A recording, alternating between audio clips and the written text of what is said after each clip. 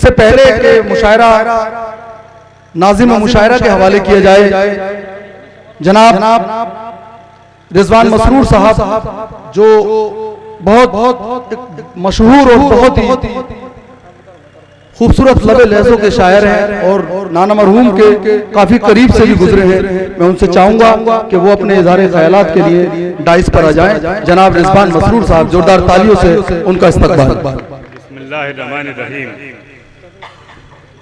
बजाए सीने के आंखों में दिल धड़कता है, बजाए सीने के आंखों में दिल धड़कता है, ये इंतजार के लम्हे अजीब होते हैं।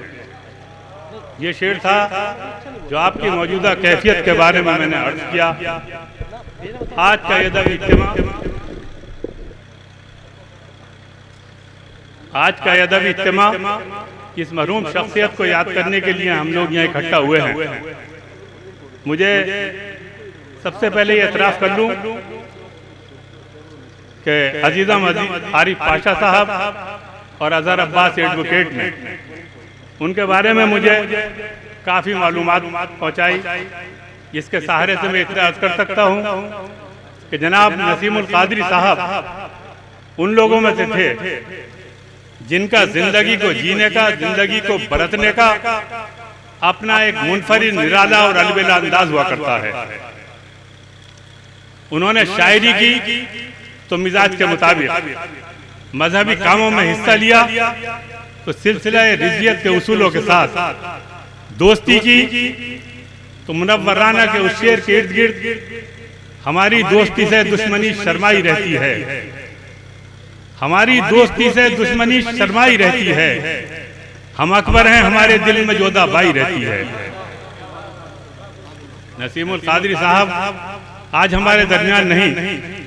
मुझे याद आता है अजहर इनायती रामपुरी ने कभी कहा था, रास्तों क्या हुए वो लोग जो आते जाते, रास्तों क्या हुए वो लोग जो आते जाते, मेरे आदाब पे कहते थे कि जीते रहिए।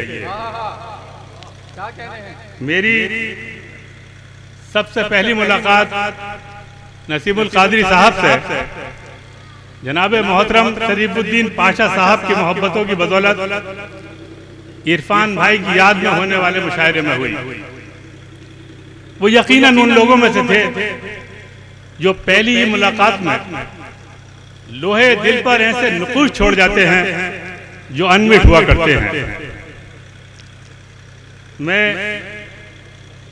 इस बात पर वजाहत करने के लिए मुझे याद आता है उस्ताद मोहतरम डॉक्टर नसीम मुज़फ़्फ़र का ये शेर, अजीब बात है उतरता नहीं निगाहों से वो आदमी जो सरहरे गुजर मिला था कभी। मैं फिर मदद ले रहा हूं अजीज़म आरिफ पाशा साहब के बताए हुए। मैंने जब उनकी शायरी को पढ़ा और सुना तो मैंने ये पाया कि बेहद हसास दिल के आदमी थे। नसीमुल कादरी साहब ने जब झुग्गी झोंपड़ी में बसने वाले नंगे जिस्मों को सर्दी और गर्मी के मौसमों का अज़ाब झेलता देखा तो उनके दिल से कराह और मुंह से आह निकल गई। और फिर उस शेर ने जन्म लिया, हजारों जलती हुई होलियां हैं बेमौसम, हजारों जलती हुई होलियां हैं बेमौसम, हर एक सिम धुआं धुआं दिखाई दे। जहां तक उनकी शख्सियत का सवाल है तो वो बेअकबा शायर भी थे, मुफक्किर भी, सूफी भी थे, जहां गिर्द भी। इस सबसे बढ़कर इंतहाई खलीक इंसान थे।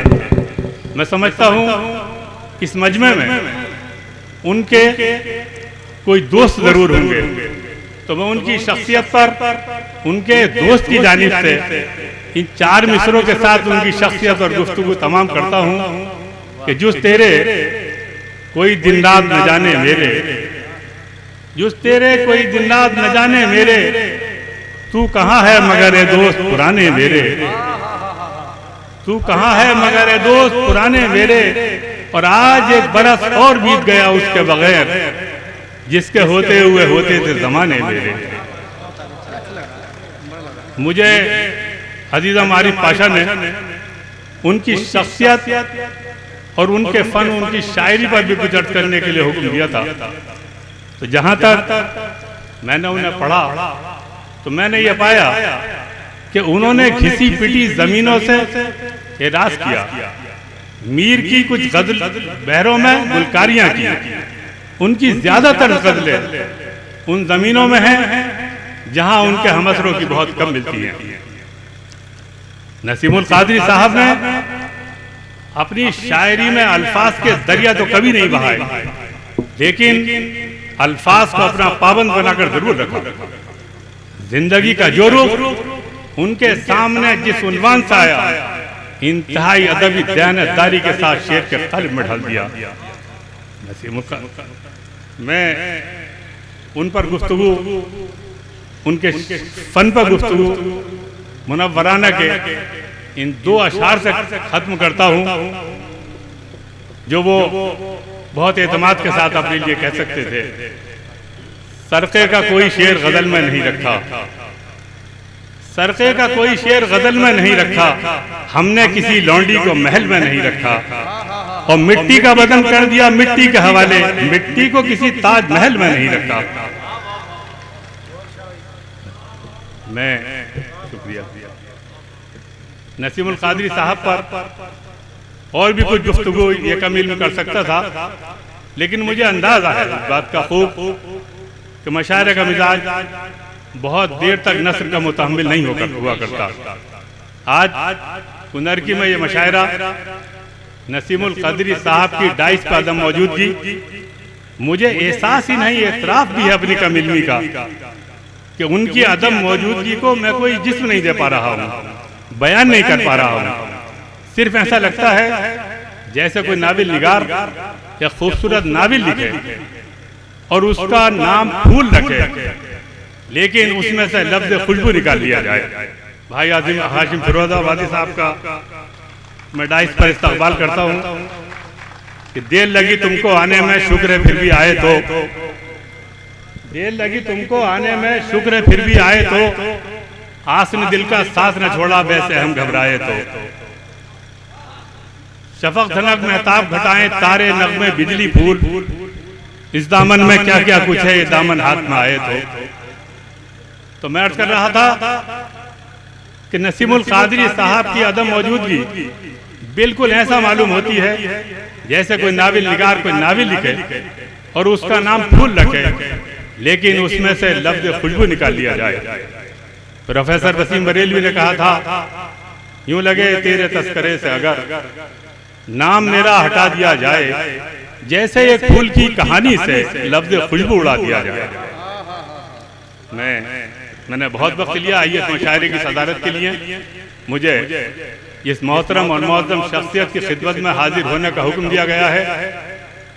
उनके बारे में ये बता दूं कि उन्होंने बहुत जल्द ये समझ ली थी कि तालीम से कौमों की बदल जाती है हालत, लो इसकी जो धीमी हो तो तुम अपना जला दो। तालीम और ताल्लुम से मुताल्लिक़ इस इलाके की बहुत बड़ी शख्सियत जनाब राहत जान साहब से मैं इंतहाई अदब और एहतराम से गुजारिश कर रहा हूँ कि हम ये मसनद सदारत आपको सौंपकर आपकी शान में, आपके वक़ार में कोई इजाफा नहीं कर रहे हैं, बल्कि आपके ज़ाते गिरामी से मसनद सदारत की रौनक बढ़ाना चाहते हैं। बराए करम तशरीफ लाइए।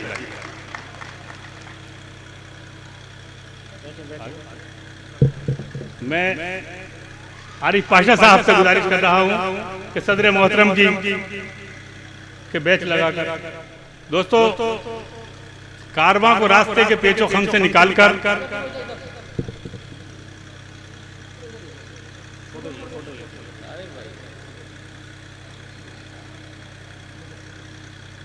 इस गुफ्तगू में